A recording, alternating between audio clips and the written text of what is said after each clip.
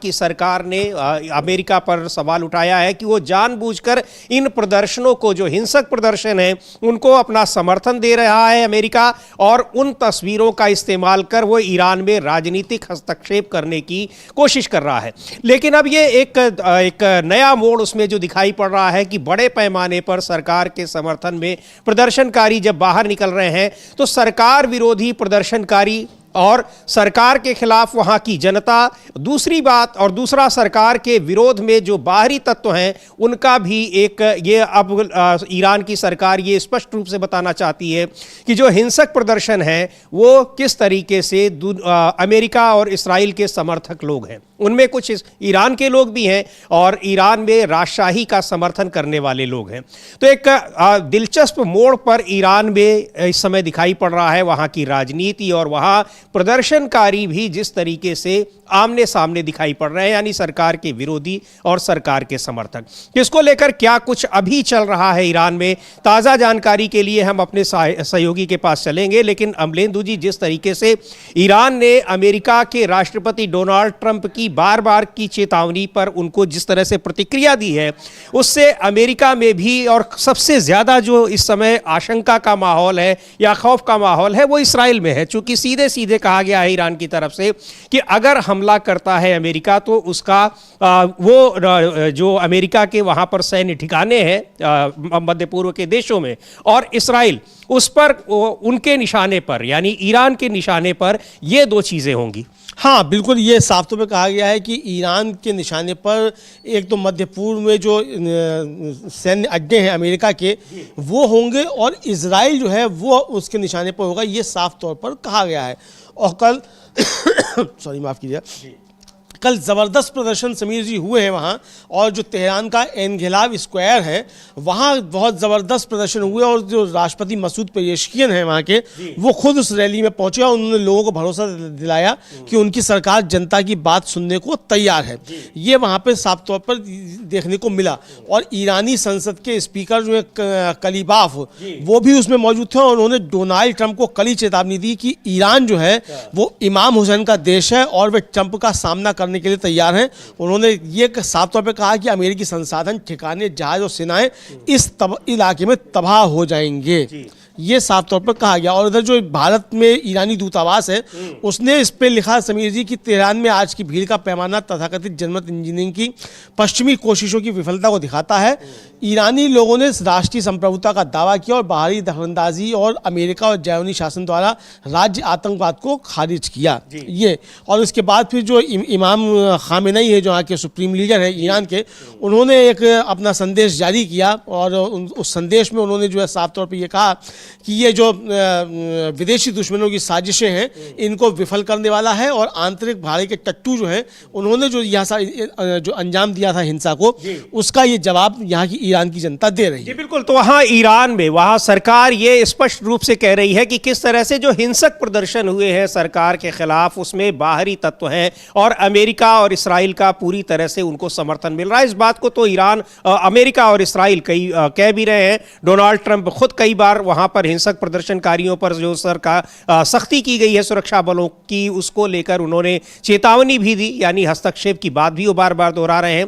लेकिन यहाँ सरकार के समर्थन में जब प्रदर्शनकारी अब सड़कों पर उतर आए हैं तो यह साफ है कि वहां ईरान की जनता दो भागों में निश्चित तौर पर बटी हुई है। सरकार के विरोध में जब लोग हैं तो सरकार के समर्थन में भी बड़ी संख्या में है, और ईरान की सरकार इस बात को दुनिया के सामने रखना चाहती है।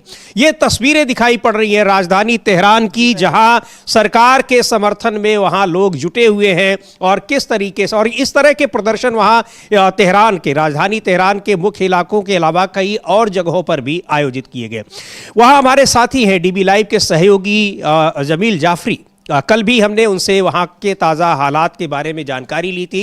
एक बार फिर उन्होंने वहाँ से एक रिपोर्ट भेजी है। उस रिपोर्ट को सुनते हैं कि क्या कुछ चल रहा है, इन प्रदर्शनों के बाद वहाँ की राजनीति पर क्या असर है, वहाँ जो लोग हैं, या चाहे ईरान के लोग हों या फिर दुनिया के दूसरे देशों के लोग हों, उनका क्या कहना है, वो किस तरह से वहाँ पर क्या डर के माहौल में रह रहे हैं या फिर बेखौफ है? क्योंकि कई देशों ने, जिनमें खास तौर पर अमेरिका ने, अपने नागरिकों के लिए एडवाइजरी जारी की है। तो चलते हैं, सुनते हैं रिपोर्ट, ये देखते हैं जमील जाफरी की, जो डीबी लाइव के सहयोगी हैं, क्या कुछ बता रहे हैं। डीबी न्यूज़ के तमाम व्यूवर्स को सलाम, आदाब और नमस्ते। हम लोग आज 12 जनवरी है और शहर मुक़द्दस कुम में हैं, ईरान में हैं। ईरान में राइटर्स के थ्रू कोशिश की गई थी कि ईरान में राइट्स किए जाएं। इजराइल और अमेरिका ने अपने एजेंट्स के ज़रिए से दुनिया को पैगाम पहुंचाना चाहा कि ईरान में बहुत डिसरप्शन है, और ईरान की गवर्नमेंट ने अनाउंस किया और कि ईरान में आज जो है एक रैली निकाली जाएगी गवर्नमेंट के सपोर्ट में। इस वक्त कुंभ में हम लोग मौजूद हैं, लाखों की तादाद में लोग मौजूद हैं। आप जहां तक नजरें डालेंगे आपको सिर्फ लोग ही लोग नजर आएंगे। ईरान में इस वक्त 100 से ज़्यादा शहरों में ये रैलीज की गई है, जहां पर ईरान के अंदर ये रैलीज में बताया गया कि ईरान की आवाम हुकूमत के साथ है, रहबर मुअज़्ज़म हज़रत आयतुल्लाह ख़ामेनेई के साथ है, और जो दुश्मन का प्रोपोगेंडा है उसका सबसे बेहतरीन जवाब ये है कि लोग यूनाइट होकर एक पैगाम दें कि हम एक हैं, ईरान यूनाइटेड है और ईरान दुश्मन के प्रोपोगेंडा से न टूटने वाला है न बटने वाला है। ईरान मजबूत है। एक परचम के नीचे ईरान के तमाम लोग इस वक्त हैं और नारा लगा रहे हैं, लब्बैक या ख़ामेनेई, लब्बैक या ख़ामेनेई। एक और प्रोपोगेंडा जो हमेशा फैलाया जाता है कि ईरान में ख़वातीन के ऊपर और औरतों को कोई हुकूक नहीं है, महिलाओं को कोई हुकूक नहीं है। आप देखें इस पूरे रैली के अंदर आपको हज़ारों की तादाद में, लाखों की तादाद में लेडीज़ मिलेंगी, महिलाएं मिलेंगी, जो साथ में शाना बशाना, कंधे से कंधा मिलाकर नारा लगा रही हैं, लब्बैक या ख़ामेनेई। डीबी न्यूज़ के तमाम व्यूअर्स को हम ये कहना चाहते हैं कि ईरान के सिलसिले में प्रोपोगेंडा जो वेस्ट फैला रहा है वो आप ना देखें, और ये न्यूज़ को हतमन वेस्टर्न न्यूज़ नहीं दिखाएंगे। क्यों? क्योंकि यहाँ पर लोग यूनाइटेड हैं, वेस्टर्न प्रोपोगेंडा फेल होता है, और ईरान और वो कंट्रीज जो अपने पैरों पे खड़ा होना चाहती हैं वो सब एक साथ में हैं। नारा लगा रहे हैं, मर्ग बर अमरीका यानी मुर्दाबाद अमरीका, मर्ग बर इसराइल यानी मुर्दाबाद इसराइल, ये ईरान का नारा है। आप जमील जाफरी ये डीबी लाइव के सहयोगी हैं, वहां से सीधे उन प्रदर्शनकारियों के बीच से ये रिपोर्ट दे रहे हैं। वहां पर क्या नारेबाजी किस तरीके से हो रही है और कैसे वहां पर लोग जुटे हैं, और बता रहे हैं कि 100 जो बड़े शहर हैं, 100 महत्वपूर्ण शहर ईरान के, उन सभी शहरों में इस तरह के प्रदर्शन हो रहे हैं। अमलेदू जी, हाँ, इस तरह के सब प्रदर्शन हो रहे हैं, और जो विजुअल हम लोगों ने दिखाया समीर जी, ये विजुअल तो उन्होंने भेजा है अपने जमील साहब ने, और जो ख़ामेनेई जो है उनका जो ट्विटर हैंडल है उस पर जो जारी किया गया उनकी तरफ से, बहुत ज़बरदस्त विजुअल है। दूर दूर तक जो है ये देखिए ये तस्वीरें हैं। आप समझ सकते हैं कि कितना ज़बरदस्त जो है, मतलब कोई सड़क पे दूर दूर तक आप देखिए कहीं जो है आपको पैर रखने की जगह दिखाई नहीं पड़ रही है। ये तस्वीरें आयतुल्लाह अली ख़ामेनेई के ट्विटर हैंडल से ली गई हैं। जी, आयतुल्लाह अली ख़ामेनेई के ट्विटर हैंडल से ली गई हैं। इसको इन्होंने भी जारी किया, जो भारत में ईरानी दूतावास है उसने भी इसको जारी किया है, सब ने इसको जारी किया, तो ये वहाँ से दिखाया गया है। तो ये साफ तौर पर दिखाई पड़ता है। इधर कल जो है वहाँ का जो ईरान का विदेश मंत्रालय है उसने उन देशों के राजदूतों को बुलाया जिन्होंने जो विरोध प्रदर्शन बताए जा रहे थे उनको समर्थन दिया था और प्रदर्शनकारियों को समर्थन किया था। तो मीटिंग के दौरान जो है ईरान के विदेश मंत्रालय ने दंगाइयों द्वारा दी गई हिंसक कार्रवाइयाँ जो थी उनकी तस्वीरें दिखाई और इस बात पर जोर दिया कि हरकतें जो हैं शांतिपूर्ण सीमा जो प्रदर्शन थे उनकी सीमाओं से परे थी और संगठित तोड़फोड़ थी। और तेहरान ने इन देशों के राजदूतों से अनुरोध किया कि वे इन तस्वीरों को सीधे अपने विदेश मंत्रियों तक पहुंचाएं और प्रदर्शनकारियों के समर्थन में दिए गए आधिकारिक बयानों को वापस लेने की उन्होंने मांग भी की। और ईरान ने इस बात पर भी जोर दिया कि कोई भी राजनीतिक या मीडिया समर्थन अस्वीकार है और ये ईरान की आंतरिक सुरक्षा में सीधा हस्तक्षेप है, यानी खास तौर से जर्मनी और ब्रिटेन जो है इनको ये साफ तौर पर समर्थन दिया गया। इधर कल शाम जो है समीर जी, सैयद अब्बास अरागची जो वहाँ के विदेश मंत्री हैं ईरान के, उन्होंने यूके के विदेश सचिव से फ़ोन पर बातचीत की और उन्होंने इसको एक ट्वीट किया। वो ट्वीट भी हम लोग दिखा सकते हैं, अंग्रेजी में है और हिंदी आप बता सकते हैं। जी बिल्कुल। सैयद अब्बास अरागची जो ईरान के विदेश मंत्री हैं उन्होंने ट्वीट किया, बताया है कि कैसे किस तरीके से बाहरी हस्तक्षेप, यानी दुनिया के कुछ देश ऐसे हैं जो वहाँ की आंतरिक राजनीति में हस्तक्षेप कर रहे हैं और इन प्रदर्शनों को जो हिंसक प्रदर्शन है उनको हवा दे रहे हैं। तो इसको लेकर उन्होंने ब्रिटेन के विदेश सचिव के साथ उन्होंने फोन पर बातचीत की। लिखा है सैयद अब्बास अरागची ने अपने ट्वीट में कि आज शाम यूके के विदेश सचिव के साथ फोन पर बातचीत में मैंने साफ कर दिया कि यूके अंतर्राष्ट्रीय कानूनी जिम्मेदारियों के तहत ईरान के लंदन दूतावास और वाणिज्य दूतावास की सुरक्षा सुनिश्चित करने के लिए बाध्य है। अगर यूके राजनयिक मिशनों की रक्षा करने की अपनी जिम्मेदारी पूरी नहीं कर पाता है तो ईरान के पास अपने कर्मचारियों को निकालने पर विचार करने के अलावा कोई चारा नहीं बचेगा। मैंने यूके से यह भी आग्रह किया कि वो ईरान के अंदरूनी मामलों में दखल न दे जिसमें इसराइली समर्थित आतंकवादियों के खिलाफ कार्रवाई करने से बचना भी शामिल है, जो न्यूज संगठनों के रूप में काम कर रहे हैं। और यहां पर उनके ऑफकॉम के पास हिंसा भड़काने और आतंकवाद का महिमा मंडन करने के बारे में साफ नियम और कानून है। यूके सरकार को यह सुनिश्चित करने के लिए कार्रवाई करनी चाहिए कि उसके अपने घरेलू कानूनों का पालन हो।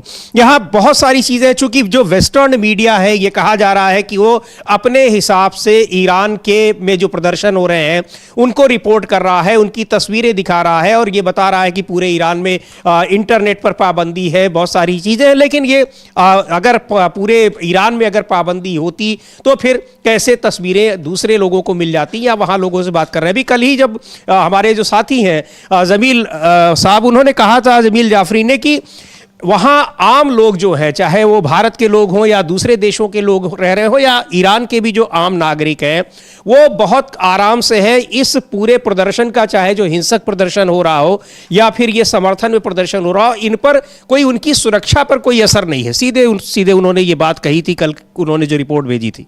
हाँ बिल्कुल, उन्होंने साफ तौर पे कहा था कि भाई यहाँ जो है सब है। और विक्रम मिस्री जो भारत के विदेश सचिव हैं, कल वो गुजरात में अहमदाबाद में थे और वहाँ उन्होंने भी ये कहा है कि हमने अपने दूतावास से कहा, दूतावास ने हमारे नागरिकों से वहाँ संपर्क किया, सब शांति है और एकदम सुरक्षित है। वो बयान भी हम लोग सुन सकते हैं विक्रम मिस्री का भी, यानी जो हमारे संवाददाता जो जमील जाफरी वहाँ से बता रहे हैं उसकी पुष्टि, यानी हमारी रिपोर्ट की पुष्टि एक तरीके से कहा जाए, वो भारत का विदेश मंत्रालय भी कर रहा है कि वहाँ सब कुछ ठीक ठाक है। बिल्कुल, तो सुनते हैं विदेश सचिव विक्रम मिस्री ने कल क्या कहा ईरान को लेकर, और अमेरिका जिस तरीके से वहां तमाम दुनिया के अलग अलग देशों में हस्तक्षेप करने की कोशिश कर रहा है, वेनेजुएला के बाद जिस तरह से आक्रामक एक साम्राज्यवादी रवैया अपना रहा है, उसको लेकर भी उन्होंने बयान दिया है। सुनते हैं क्या कह रहे हैं Vikram Misri. On Iran and Greenland, these are, I mean, I won't be able to go into the details of what the two leaders discussed, but insofar as the situation in Iran is concerned, I mean, it's a country that we have a very close relationship with, so we are watching the developments that are taking place there, the disturbances that one can see on the streets over there. We have a significant community of expatriate Indians and also students from India in Iran. Our embassy, despite the restrictions that are in place on information, etc., has been able to reach out to the student community and has managed to find out that they are all good, they are doing well, and they have not faced any difficulties thus far. We have a तो विक्रम मिस्री विदेश सचिव हैं, कह रहे हैं कि Iran और Greenland के बारे में मैं इस बारे में ज़्यादा जानकारी नहीं दे पाऊंगा कि दोनों नेताओं ने क्या बात की। हम ईरान में हो रहे घटनाक्रम पर नज़र रख रहे हैं। ईरान में भारतीय प्रवासियों और भारत से गए छात्रों की एक बड़ी संख्या है। वहां लगे प्रतिबंधों के बावजूद हमारा दूतावास छात्र समुदाय से संपर्क करने में कामयाब रहा है और पता चला है कि वे सभी ठीक है और अब तक उन्हें किसी भी कठिनाई का सामना नहीं करना पड़ा है। हमने वहां मौजूद अपने सभी देशवासियों को सलाह दी है कि वे बाहर न निकले या खुद को किसी भी तरह की अशांति के बीच न पाएं। यानी वहां पर लोग ठीक हैं और किसी तरह से किसी पैनिक की जरूरत नहीं है, यानी वहां पर बहुत कोई ऐसी अफरा तफरी नहीं है। यही बात कहा है विदेश सचिव विक्रम मिस्री ने। कल यही बात वहां पर ग्राउंड जीरो से हमारे जो साथी हैं जमील जाफरी, उन्होंने भी कहा था कि वहां रहने वाले लोगों को किसी तरह की कोई दिक्कत नहीं है, चाहे वो विदेशी नागरिक हो या फिर वहां ईरान के आम लोग हों। और आज भी उन्होंने जो रिपोर्ट भेजी है बताया है कि कैसे तमाम जगहों पर ईरान के अलग अलग शहरों में वहां सरकार के समर्थन में बड़ी बड़ी रैलियां हुई और प्रदर्शन हो रहे हैं। हाँ बिल्कुल, बड़ी बड़ी रैलियां हुई, प्रदर्शन हो रहे हैं, और प्रदर्शन जो है वो वहाँ खामेनेई के समर्थन में हो रहे हैं। समीर जी, बड़ी बात यह है कि खामेनेई के समर्थन में जो है वहाँ ज़बरदस्त तरीके से लोग सड़कों पर उतरे हुए हैं। यानी जो प्रोपेगेंडा एक तरीके से कहा जाए वेस्टर्न मीडिया का था, वो वेस्टर्न मीडिया का प्रोपेगेंडा काम होता हुआ दिखाई नहीं पड़ रहा है। हालांकि जो ट्रंप की सेक्रेटरी हैं, क्या कोरोलिन है कुछ करके लेविट, उन्होंने कहा है कि हम जो है तैयार हैं इस पे ईरान पर हमला करने के लिए, ये भी उनका है। लेकिन ये फैसला जो है वो हमला करने का वो लेंगे सिर्फ जो है वो ट्रंप जो है वो ट्रंप लेंगे कि वो कब जो है इसको मतलब वो इस पे हमला करेंगे। और इस बीच समीर जी जो खामेनेई है, उन्होंने बहुत ज़ोरदार तरीके से एक तो अमेरिका को चेतावनी दी है बहुत ज़ोरदार शब्दों में कल के इस प्रदर्शन के बाद। और जो भारत में ईरान का दूतावास है, उसने उनके एक वक्तव्य को ट्वीट किया, तो है तो पर्शियन में, लेकिन हम लोग उसका हिंदी अनुवाद बता सकते हैं और ये दिखा सकते हैं कि ट्वीट क्या है। समीर जी जी बिल्कुल, उस ट्वीट जो भारतीय दूतावास ने ट्वीट किया है, लिखा है ईरान के दूतावास ने कि आज अपने आपने बहुत अच्छा किया। ये उन प्रदर्शनों के बाद किया है जो खामेनेई के समर्थन में, सरकार के समर्थन में हुए हैं, कि आपने बहुत अच्छा काम किया और इसे एक ऐतिहासिक दिन बना दिया है। पक्के इरादे और हिम्मत से भरी इन बड़ी सभाओं ने विदेशी दुश्मनों की उस योजना को नाकाम कर दिया जिसे घरेलू भाड़े के सैनिकों द्वारा लागू किया जाना था। ईरान के महान देश ने दुश्मनों के सामने खुद को, अपने पक्के इरादे और अपनी पहचान को जाहिर किया। यह अमेरिकी नेताओं के लिए एक चेतावनी थी कि वे अपना धोखा बंद करें और धोखेबाज भाड़े के सैनिकों पर भरोसा न करें। ईरानी देश मजबूत और ताकतवर है, अपने दुश्मनों और दुश्मनों को पहचानता है और हमेशा मैदान में मौजूद रहता है। अल्लाह आप सभी पर अपनी रहमत बरसाए। सैयद अली खमेनेई है, उन्होंने उनका जो दूतावास ने उनके इस जो भाषण है उसका ये अंश ट्वीट किया है। यानी सीधे सीधे ये कह रहे हैं खमेनेई कि जो वहाँ पर हिंसक प्रदर्शन है उसके लिए जिम्मेदार हैं अमेरिका, इसराइल और कुछ बाहरी देश जो जानबूझकर ईरान में अशांति लाना चाहते हैं। और इस तरह की हिंसक तस्वीरों को दिखाकर एक राजनीतिक हस्तक्षेप की कोशिश कर रहा है अमेरिका। सीधे तौर पर ये आरोप लगाए जा रहे हैं और उधर अमेरिका इसी इंतजार में है कि वो कैसे ईरान में सीधे हस्तक्षेप करे। उधर रजा पहलवी जो ईरान के आखिरी शासक के बेटे हैं वो वहां मौजूद हैं, अमेरिका में ही हैं,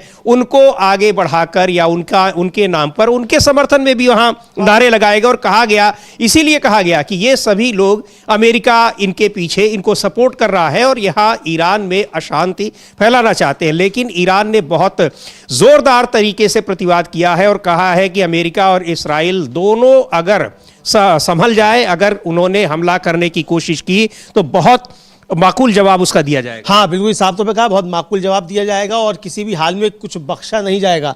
और जो कलीबाफ है वहाँ की ईरानी संसद के स्पीकर जो हैं, उन्होंने तो साफ तौर पे कहा कि हम ये इंतजार नहीं करेंगे कि हम पे हमला करे ईरान या अमेरिका, हम पहले ही हमला कर देंगे। तो इसलिए जो है हमें जरा भी अगर भनक लगेगी कि आप इस तरह का कुछ एडवेंचर करने जा रहे हैं तो इस पर हम जो है तुरंत इस पर ले सकते हैं। इधर जो व्हाइट हाउस की प्रेस सेक्रेटरी है कैरोलिन लेविट, उन्होंने ऐलान किया है कि ईरान ने अमेरिका पर अपना सारा कंट्रोल खो दिया है और सिर्फ प्रेसिडेंट ट्रंप को पता है कि उनका अगला कदम क्या होगा और दुनिया को इंतजार करना होगा और अंदाजा लगाते रहना होगा। मैं इसे सबके सामने नहीं बताने वाली।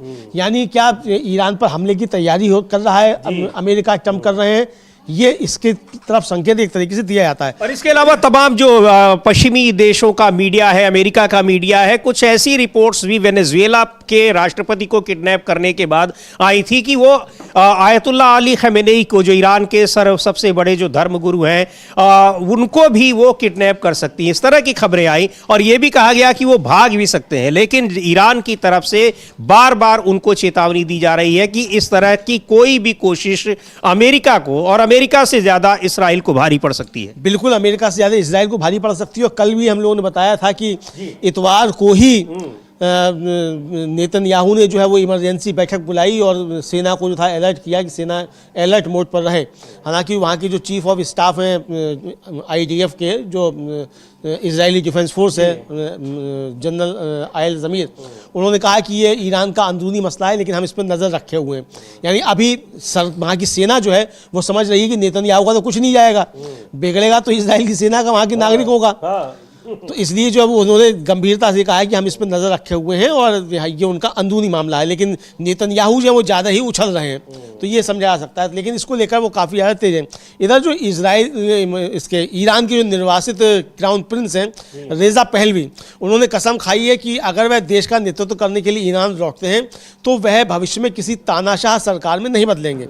जो अमेरिका का एक CBS न्यूज़ है उसकी नोरा ओ डोनेल के साथ एक इंटरव्यू में उन्होंने कहा कि वह एक लोकतांत्रिक विकल्प के लिए प्रतिबद्ध हैं, और उन्होंने कहा कि मैंने सीखा है कि मैंने इसके लिए तैयारी की है, मैंने इसके लिए ट्रेनिंग ली है, और इसलिए मुझे लगता है कि जो भरोसा आप मुझ पर अभी देख रहे हैं वह इसलिए है क्योंकि वे मुझे मेरे लक्ष्य को और जो मैं पेश कर रहा हूँ उसे समझते हैं, मैं उनकी पुकार का जवाब दे रहा हूँ। तो यानी अभी तक जो वहाँ के तानाशाह थे पहलवी रजा साहब, इनके पिता जिनको निकाल बाहर किया था वहाँ की जब इस्लामिक क्रांति हुई और भाग गए थे वो ईरान छोड़कर, अब वो बता रहे हैं कि वो अगर लौट के जाएंगे तो फिर वो एक वहाँ तानाशाह सरकार नहीं बनाएंगे, यानी वो लोकतांत्रिक सरकार बनाएंगे, राजशाही लाने की कोशिश। और यही बात कही जा रही है कि वहां जहां लोकतंत्र है वहां अमेरिका राजशाही लाने की कोशिश कर रहा है ताकि उसको अपने जो हित है वो सधे। हाँ, यानी भेड़िए जो है वो कसम खा रहे हैं कि भेड़ को नहीं खाएंगे, ये समझा जा सकता है।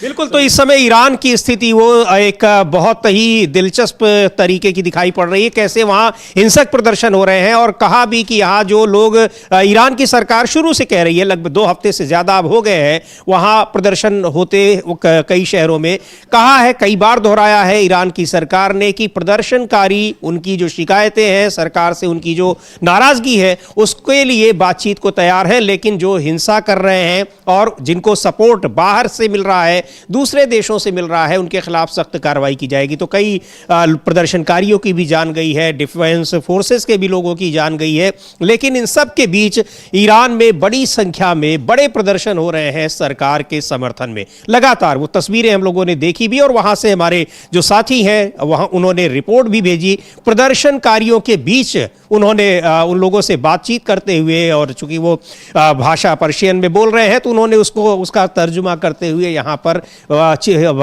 उन सारी स्थितियों को रखा कि कैसे वहाँ सरकार के समर्थन में लोग प्रदर्शन करते नजर आ रहे हैं। और इधर भारत की बात करें तो यहाँ भी कई मुद्दों पर सरकार घिरी हुई है, लेकिन इधर जर्मनी के चांसलर या भारत के दौरे पर हैं, कई उनके साथ कई जो समझौते हैं उस पर हस्ताक्षर भी हुए, लेकिन जिन तस्वीरों ने सबसे ज्यादा ध्यान खींचा वो प्रधानमंत्री नरेंद्र मोदी के साथ उनकी तस्वीरों ने ध्यान खींचा, उस पर हम लोग चर्चा करेंगे। लेकिन कई मुद्दों पर सरकार को विपक्ष घेरे हुए है, और इसके अलावा सुप्रीम कोर्ट से भी आज कई बड़ी महत्वपूर्ण सुनवाई हो रही है। हालांकि SIR को लेकर सुनवाई होनी है सोमवार को, लेकिन आज भी कई जरूरी मुद्दे हैं, कई महत्वपूर्ण केस हैं जिन पर सुनवाई हो रही है। अमलेंदु जी क्या कुछ बताएं उसके बारे में? हाँ, एक तो कुत्तों पे आज सुनवाई हो रही है समीर जी, कुत्तों पे सुनवाई जारी है।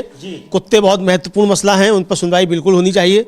कुत्तों से देश चल रहा है तो इसलिए उस पर सुनवाई बहुत ज़्यादा आवश्यक है, तो उस पर सुनवाई जारी है, कई दिन से जारी है। आज भी सुप्रीम कोर्ट में कुत्तों पे सुनवाई जारी है। लेकिन जो SIR का मामला है समीर जी, उस SIR के मामले पे आज एक नई पिटीशन जो है वो और सुप्रीम कोर्ट में दाखिल हुई, और सुप्रीम कोर्ट में जो पिटीशन दाखिल हुई उसमें ये कहा गया कि जो पश्चिम बंगाल में हिंसा हो रही है और उसका मतलब जवाब जो है मिलना चाहिए, उसका काउंटर में हमें मिल गया है, और क्या इसे बिहार के मामले के साथ इसको सूचीबद्ध किया सकता है, ये उनका कहना था। तो इस पर CGI ने कहा कि कल हमने इस पर बहस की थी मिस्टर सिब्बल के साथ, और हमने कुछ नोटिस इशू किया है, और इसको आने वाला जो सोमवार है उस पर इसको सुना जा सकता है। तो बेंच इस बात पे एग्री कर गई कि सोमवार को जब बिहार SIR पर चर्चा होगी, उस पर सुनवाई होगी, उसी के साथ साथ बंगाल SIR में, बंगाल में जो हिंसा हो रही है उस पर भी इस पर सुनवाई होगी। तो ये बड़ी खबर जो है सुप्रीम कोर्ट से SIR को लेकर समीर जी आई है जी। तो यानी सोमवार को होगी सुनवाई, और उसमें SIR बिहार SIR पर तो हो रही है, लेकिन उसमें 12 अन्य राज्यों में भी खासतौर से बहुत सारी शिकायतें पश्चिम बंगाल को लेकर मिली थी, और वहाँ BLOs की जान जाने का मामला हो या फिर जो अनियमितताएं हैं उनको लेकर, तो उन सबको एक क्लब करते हुए सुप्रीम कोर्ट में उसकी सुनवाई होगी। अब देखते हैं कि क्या होता है, चूंकि सबकी निगाहें उस पर लगी हुई हैं। और इस बीच कल की जो सुप्रीम कोर्ट ने जो नोटिस जारी किया अमलेंदु जी, वो भी इसी से जुड़ा है, बहुत ही महत्वपूर्ण है, जिसमें मुख्य चुनाव आयुक्त और चुनाव आयुक्तों की नियुक्ति को जो चुनौती दी गई है। और उसमें कहा गया कि जो उनको संरक्षण मिला हुआ है कि पद पर रहते हुए उनके खिलाफ कब कोई ना तो कोई जो सिविल मैटर ना ही कोई क्रिमिनल मैटर उनके खिलाफ दायर किया जा सकता है, उस पर नोटिस जारी करना बड़ा महत्वपूर्ण है। हाँ, उस पर बहुत महत्वपूर्ण है। कल ब्रेकिंग में हम लोगों ने इसको ब्रेक किया भी था समीर जी, कि सुप्रीम कोर्ट जिस पर सुनवाई में मतलब इसको सुन लिया है उसने, और ये उसने कहा है कि भाई हम इसकी जांच करना चाहेंगे। सीजीआई ने कहा कि हम इसकी जांच करना चाहेंगे कि जो इम्यूनिटी जो है राष्ट्रपति को भी नहीं है वो मुख्य चुनाव क्यों है, और फिर आप नौकरी के बाद, रिटायरमेंट के बाद भी आपको इम्यूनिटी मिली हुई है। तो ये इम्यूनिटी तो राष्ट्रपति, जजेस को नहीं है, राष्ट्रपति को नहीं है, प्रधानमंत्री को नहीं है, किसी को नहीं है। ये इम्यूनिटी आपको क्यों मिली है, कैसे दे दी है?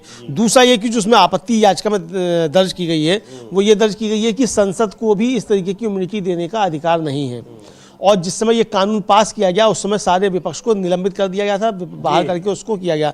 तो यानी जो विधायी प्रक्रिया है उसका भी पालन इसमें नहीं किया गया। तो ये उसमें दलील दी गई थी, लेकिन सुप्रीम कोर्ट इसको सुनने को तैयार हो गया है और चुनाव आयोग को और सरकार को इस पर नोटिस इशू कर दिया गया है। बिल्कुल, इस पर नोटिस इशू कर दिया गया है। और इधर एक कुछ तस्वीरें बड़ा वायरल हो रही हैं, जिनमें जो हमने जिक्र किया कल प्रधानमंत्री नरेंद्र मोदी और जर्मनी के चांसलर की जो तस्वीर है वहां पतंग उड़ाते हुए, वो तो बहुत उसकी चर्चा हो ही रही है। इसके अलावा एक तस्वीर है बीजेपी के नेताओं के साथ चीन के प्रतिनिधिमंडल की मुलाकात, उस तस्वीर को भी हम देखेंगे। और उसको लेकर विपक्ष ने निशाना साधा है कि ये इस तरह की मुलाकात करने का, इस तरह की बैठक करने का क्या मतलब है, और अगर यही काम किसी दूसरी राजनीतिक पार्टी ने किया होता तो फिर क्या प्रतिक्रिया होती बीजेपी के नेताओं की। क्या कुछ कहा है सुप्रिया श्रीनेत ने, एक बार देखते हैं। उन्होंने ट्वीट किया है और उन तस्वीरों के साथ जिसमें बीजेपी के कार्यालय में दिल्ली में चीन के प्रतिनिधिमंडल की एक बैठक हो रही है, मीटिंग हो रही है। लिखा है सुप्रिया श्रीनेत ने कि यह फोटो बीजेपी दफ्तर की है। बीजेपी के नेता और चीन की कम्युनिस्ट पार्टी के नेताओं के बीच मीटिंग हो रही है। ऑपरेशन सिंदूर में चीन ने पाकिस्तान का साथ दिया।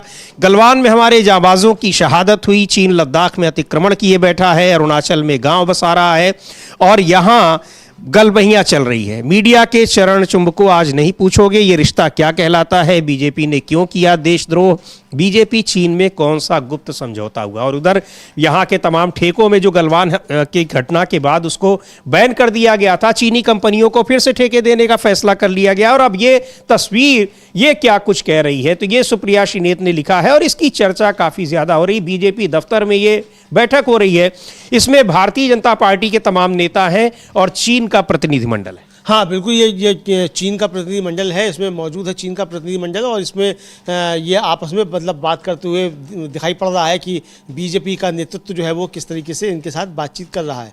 इसको लेकर समीर जी इधर जो है, अच्छा इसके साथ एक काम और हुआ है कि चीन ने जो है वो भारत में जो कश्मीर का हिस्सा है, शख्सगम वैली, उसको अपना हिस्सा बता दिया है। इसको लेकर काफ़ी ज़्यादा बवाल मचा हुआ है। इसको लेकर कांग्रेस ने भी एक ट्वीट किया है और इसको लेकर समीर जी जो कांग्रेस के नेता हैं टी.एस. सिंहदेव, उन्होंने भी कहा है, पहले हम कांग्रेस ने जो ट्वीट किया है वो हम इसको देख लेते हैं। कांग्रेस का ट्वीट, उन्होंने वो उनकी इसमें क्या लिखा हुआ है कि मोदी सरकार की विदेश नीति वेंटिलेटर पर पड़ी है।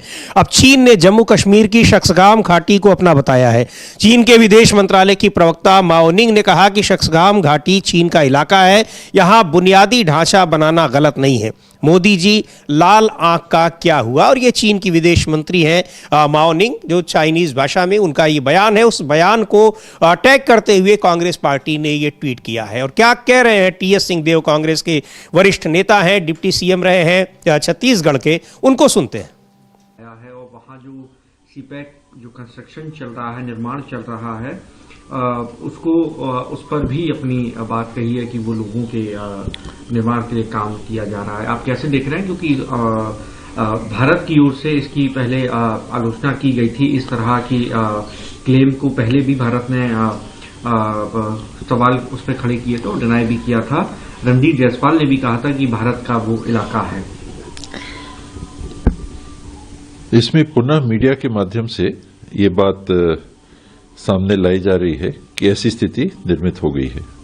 सक्षम घाटी के लिए आपने कहा, दुर्भाग्य ये है कि देश को विश्वास में नहीं लिया जाता।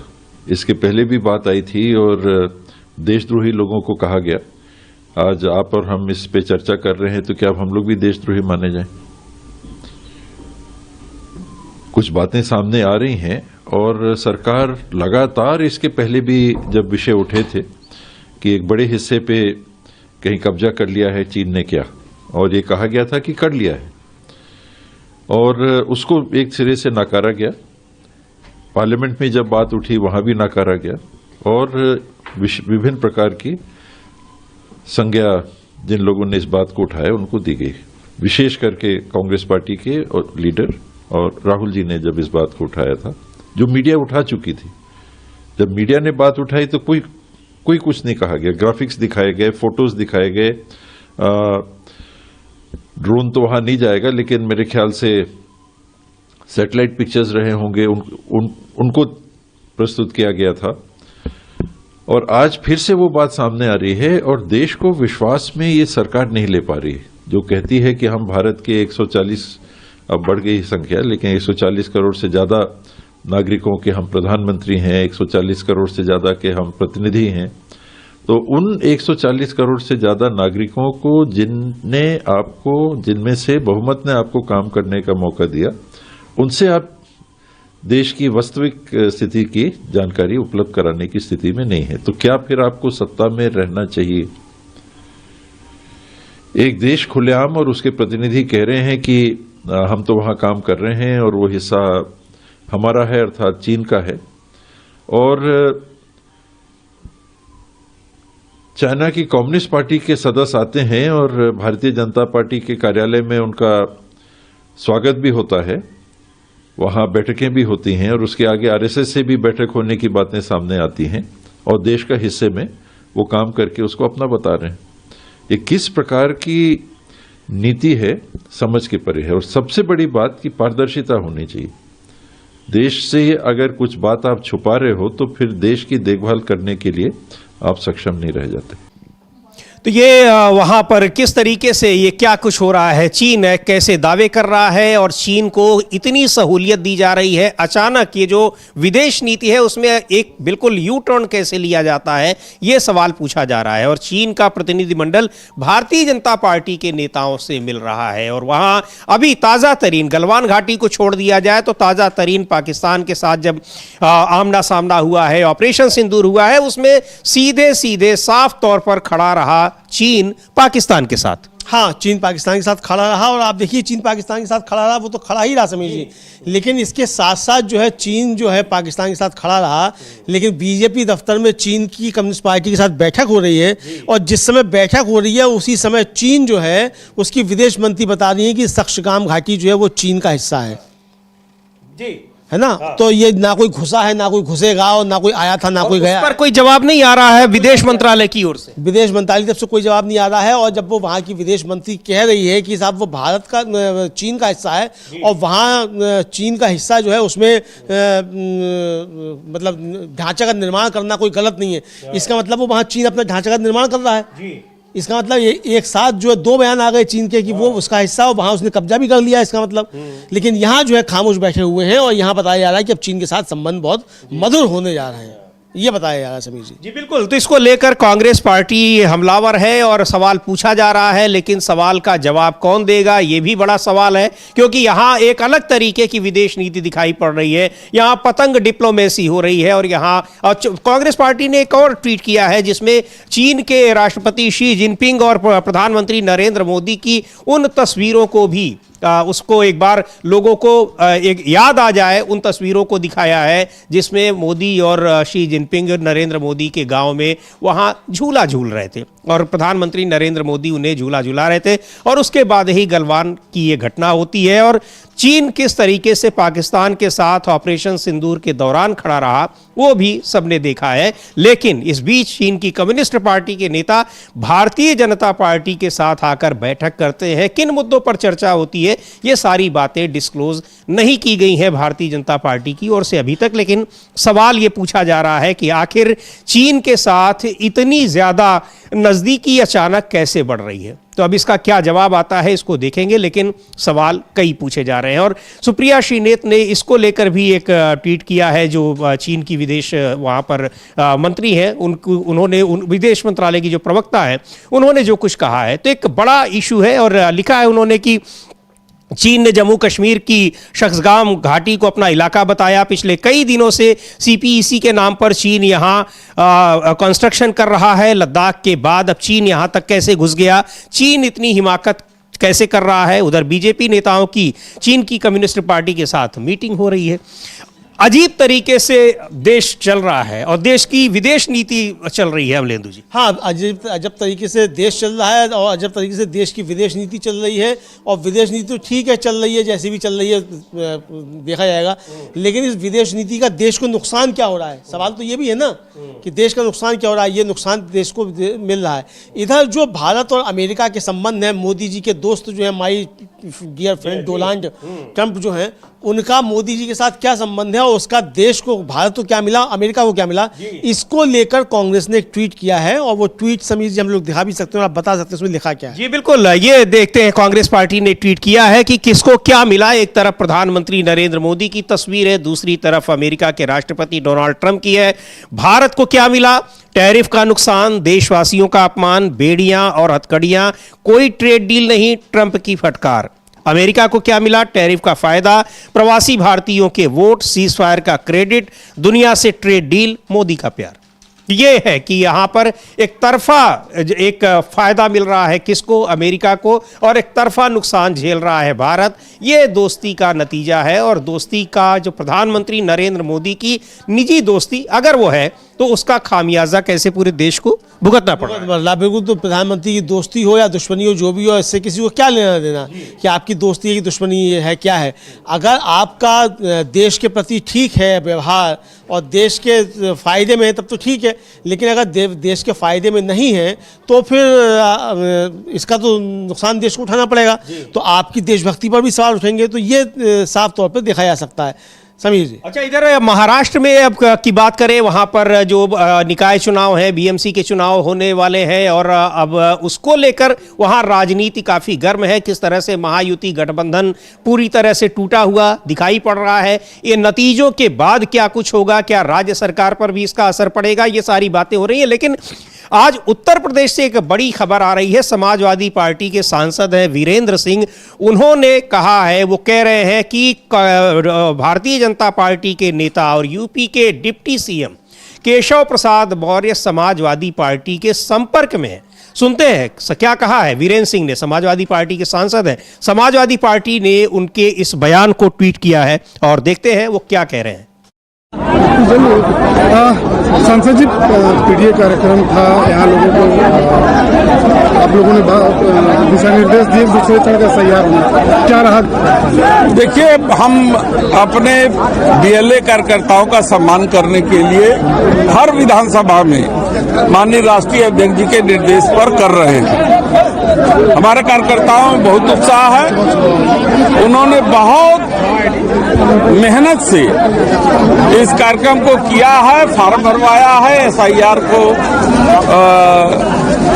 कंप्लीट किया है। हम उत्साह वर्धन के लिए आए हैं और यह भी बताने के लिए आए हैं कि अभी जो है बैठने का समय नहीं है, सतर्क रहने का समय है। भारतीय जनता पार्टी वोट चोरी करने की नीयत से आगे कार्रवाई करने जा रही है। बिहार के मतदाता जो यहाँ से शिफ्ट होकर के गए थे बिहार में, वो वापस आ रहे हैं यूपी में। और उसको रोकना है, उनके विरुद्ध FIR करना है। एक बड़ा बयान आया है डिप्टी सीएम केशव मौर्य का, उन्होंने कहा कि सपा के कई विधायक उनसे संपर्क में। अभी इसी बयान के कारण वो चुनाव अपना नहीं जीत पाए और इस बार भी उनको फिर लड़ना है वहीं से। तो सिराथू में वो खुदा संपर्क में है हमारी पार्टी से, तो माननीय राष्ट्रीय अध्यक्ष निर्णय लेंगे कि केशव मौर्य जी को लेना है पार्टी में कि नहीं लेना है। मतलब स्थिति गड़बड़ चल रही है प्रदेश में, क्या चल रहा है? कहाँ से जीतेंगे वो? जहाँ से जीतेंगे वहाँ से PDA का साथी उन्हें हराएगा। आपने भगवान राम को PDA से जुड़ा हुआ बताया जब वनवास के दौरान उन्हें, क्या रहा? देखिए, अगर वो राजा राम रहते तो राजाओं की मदद लेते, क्योंकि उनके जनक जी उनके ससुर थे, उनके पिता राजा दशरथ चक्रवर्ती राजा थे, वो स्वयं थे, उनके ननिहाल और उनके तमाम ऐसी जगहों के उदाहरण हैं जो चक्रवर्ती राजा थे। तो उन्होंने राजाओं का, बड़े आदमियों का वो जो है कि सहयोग नहीं लिया, वो वनवासियों का समर्थन लिया, वो विचारों से समाजवादी थे, वो भिलनी के बेर खाना पसंद किए, झोपड़ी में रहना पसंद किए, हमारे निषाद समाज से समर्थन लिए, गुहा से, और उसको मित्र बनाया। तो जो ऐसे लोगों को मित्र बनाता है, ऐसे लोगों को सम्मान देता है, वो समाजवादी है, नहीं तो है क्या? समझना तो भारतीय जनता पार्टी जो राम की समर्थक है वो राजा राम की समर्थक है, और राम के उस रूप के समर्थक है जब राजा राम अयोध्या में पुनः लौट करके आए और राजा के रूप में विराजमान हुए, और उनसे इन्हीं लोगों ने गलतियां कराई, माता सीता को वनवास भेजवाया। यही भारतीय जनता पार्टी जैसे लोग जो तो ये बड़ी बात कह रहे हैं। तो ये कि यहाँ जो बहुत सारे मतदाता जिन्होंने बिहार में वोट डाला वो यहाँ उत्तर प्रदेश में वोटर बन रहे हैं, और दूसरी बात ये कि केशव प्रसाद मौर्य समाजवादी पार्टी के संपर्क में है, बड़ा दावा कर रहे हैं। हालांकि कह रहे हैं कि उसका उनको लेना है पार्टी में या नहीं लेना है ये राष्ट्रीय अध्यक्ष तय करेंगे, और ये उनका ये दावा समाजवादी पार्टी ने अपने आधिकारिक ट्विटर हैंडल से इसको पोस्ट किया है। अमलेंदु जी, हाँ, इसका मतलब कि सांसद जिम्मेदार हैं, और अगर पार्टी अपने आधिकारिक ट्विटर हैंडल पे इसको पोस्ट कर रही है, इसका मतलब केशव प्रसाद मौर्य समाजवादी पार्टी के संपर्क में होंगे। तो क्या यूपी में भी क्या सरकार को कुछ खतरा है? क्योंकि अखिलेश यादव ने तो कहा था कि 100 ले आओ, मुख्यमंत्री बन जाओ, वहां तो स्टूल मंत्री बने हुए हो। तो अब ये पता नहीं है कि नहीं, हमें नहीं मालूम, लेकिन अगर वीरेंद्र सिंह दावा कर रहे हो समाजवादी पार्टी इसको अपने आधिकारिक ट्विटर हैंडल पर पोस्ट कर रही है, तो कुछ ना कुछ तो बात चल रही होगी। तो काफी ज्यादा निराश इस समय हैं केशव प्रसाद मौर्य, चूंकि 2017 में जब सरकार बनी थी तो उस समय दावेदार वही थे, प्रदेश अध्यक्ष भी उस समय वही थे, तो समझाया जाता था यही दावेदार हैं, यही मुख्यमंत्री बनेंगे। बाद में अमित शाह ने कुछ समझाया तो बीमार पड़ गए थे, उसके बाद फिर योगी जी थे वो मुख्यमंत्री बन गए। तो उसके बाद जो है अपना चुनाव भी हार गए सिराथू से इस बार जो थे केशव प्रसाद मौर्य जी विधानसभा का। तो इसलिए हो सकता है कि कुछ संपर्क में हो, कुछ चल रहा हो, हमें नहीं मालूम चल रहा है नहीं चल रहा है, लेकिन वीरेंद्र सिंह दावा कर रहे हैं, सपा के सांसद और समाजवादी पार्टी उसको ट्वीट कर रही है अपने आधिकारिक ट्विटर हैंडल पर, इसका मतलब कुछ ना कुछ तो चल रहा है। बिल्कुल, अब उस पर क्या कुछ हो रहा है निश्चित तौर पर रहेगी हमारी भी नजर, लेकिन महत्वपूर्ण बात है चूंकि अगर गंभीरता नहीं होती तो वीरेंद्र सिंह इस तरह से न कहते और न ही उनकी पार्टी अपने आधिकारिक ट्विटर हैंडल से इसको पोस्ट करती। तो अब क्या कुछ चल रहा है, उत्तर प्रदेश की राजनीति वैसे भी बहुत दिलचस्प है, यहां तक कि भारतीय जनता पार्टी के भीतर की भी राजनीति बहुत दिलचस्प मोड़ पर दिखाई पड़ रही है। राम मंदिर आंदोलन से जुड़े हुए तमाम नेता दिखाई पड़ रहे हैं कि वो केंद्रीय नेतृत्व के खिलाफ जा रहे हैं, बहुत कुछ वहां चल रहा है। लेकिन ये जो दावा किया है समाजवादी पार्टी के सांसद वीरेंद्र सिंह ने, ये अपने आप में बड़ा महत्वपूर्ण है और बहुत एक बड़ा राजनीतिक घटनाक्रम के तौर पर इसको देखा जा सकता है कि केशव प्रसाद मौर्य समाजवादी पार्टी के संपर्क में है। खैर, इधर महाराष्ट्र की अगर बात करें तो वहां भी बहुत कुछ हो रहा है और वहां महायुति गठबंधन में बिल्कुल बिखराव दिखाई पड़ रहा है। क्या ये केवल निकाय चुनाव के लिए है या आगे भी स्थिति यही रहेगी? नतीजों के बाद, निकाय चुनाव के बाद काफ़ी कुछ इसमें देखने को मिल रहा है। लेकिन इधर अजीत पवार जिस तरह से एनसीपी शरद पवार के साथ मिले हुए हैं, उनके साथ चुनाव लड़ रहे हैं, सुप्रिया सुले के साथ मंच शेयर कर रहे हैं, कांग्रेस पार्टी की तारीफ कर रहे हैं, राहुल गांधी की तारीफ कर रहे हैं और अपने को सेक्युलर भी बता रहे हैं, तो अब ये लग रहा है कि शायद उनका तो महायुति गठबंधन छोड़ना लगभग तय हो चुका है अमलेंदु जी चुनाव के बाद। हाँ, लग तो यही रहा समझिए कि महायुति गठबंधन उनका छोड़ना लगभग तय लग रहा है चुनाव के बाद, और वो जिस तरीके की बातें कर रहे हैं उससे साफ तौर समझा सकता। अब तो ये भी कहने लगे कि भाई बीजेपी से बड़ा भ्रष्टाचारी कौन है। और फिर ये कहना है कि मैं सेक्युलर सोच का हूं, तो सेक्युलर सोच का आदमी बीजेपी के साथ क्यों रहेगा, ये भी सवाल उठे। हम लोग सुन भी सकते हैं कि क्या कह रहे हैं। क्या कहा है उन्होंने, अजीत पवार ने? वो कह रहे हैं कि हम तो सेक्युलर सोच के हैं। क्यों ऐसा कह रहे हैं और बीजेपी के साथ रहने के बावजूद ऐसा कह रहे हैं? सुन लेते हैं उनका कहने का मतलब क्या है। मुख्यमंत्री ने साफ कर दिया है कि उनकी महायुति जो है, बीजेपी शिवसेना की महायुति जो है, उनका महापौर बनेगा, हिंदू महापौर बनेगा और मराठी महापौर बनेगा। लेकिन एक चर्चा भड़के वाली महापौर या फिर मुस्लिम महापौर न्यूयॉर्क के मेयर की तरह बनने की चर्चा है। तो ये जो धार्मिक रंग आया है चुनाव को, बुरके वाली मेयर, मुस्लिम मेयर, हिंदू मेयर, इसको किस तरीके से? मुझे बिल्कुल ये पसंद नहीं है। मैं सेक्युलर विचारधारा का हूँ।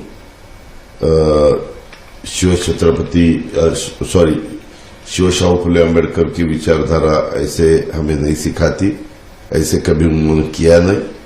तो मेरा ये कहना है कि अपना देश इतना बड़ा है, जो भी यहाँ देश में रहते हैं वो सब भारतीय है। खाली मेरा इतना ही कहना है कि अगर जो भी अपने देश के खिलाफ देशद्रोही कर रहा होगा तो उसके ऊपर एक्शन लेके उसको फांसी ही देनी चाहिए, बाकी कुछ नहीं। ऐसा ही नया कानून बनाना चाहिए और सभी को अपना अपना काम दिखाने का, काम करने का मौका मिलता है। संविधान ने वही बताया, डॉक्टर बाबा साहब अम्बेडकर जी ने संविधान में वही बताया अपने को, और जो अपना घटना है उन्होंने भी वही बताया घटना में। आपने बहुत करीब से मुंबई का प्रशासन, तो ये खुद को सेक्युलर बता रहे हैं और बहुत सारी चीज़ें हैं, लेकिन ये जो बदलाव दिखाई पड़ रहा है अमलेंदु जी आगे चलकर, यानी जो चुनाव के नतीजे जब आएंगे वहाँ पर निकाय चुनाव के, उसके बाद किसी बड़े बदलाव की ओर संकेत कर रहे हैं।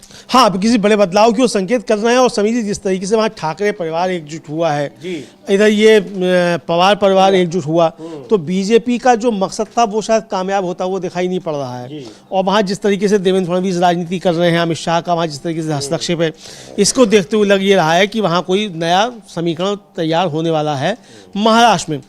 अजीत पवार ने इसको लेकर भी खुलकर बातचीत की है और वो उनका कहना है कि भाई ये इसको बहुत पॉजिटिव तरीके से देख रहे हैं कि दोनों परिवार, ठाकरे परिवार, पवार परिवार जो है वो एक साथ आया है। जी हाँ, बिल्कुल। यहाँ अलग अलग हो गए थे लेकिन अब एक साथ आया है, तो ये बहुत पॉजिटिव तरीके से देखा जा रहा है महाराष्ट्र में। सुनते हैं क्या कहा अजीत पवार ने इस मुद्दे को लेकर। क्योंकि स्वाभाविक सबसे दो बड़े शहर है, लेकिन इसमें भी सबसे बड़ी चर्चा जिन चीजों की हो रही है वो परिवारों के मिलन की हो रही है। यहाँ पे पवार कुटुंब के लोग एक साथ आए हैं लंबे समय के बाद, और मुंबई में ठाकरे परिवार एक साथ आए हैं। कैसे देखते हैं आप अपना जो पारिवारिक मिलन है राजनीतिक तौर पर फिर से एक बार जो हुआ है उसको कैसे देखते हैं, और मुंबई में जो ठाकरे परिवार साथ हैं उसको कैसे देखते हैं? बहुत अच्छे तरह से देखते हैं।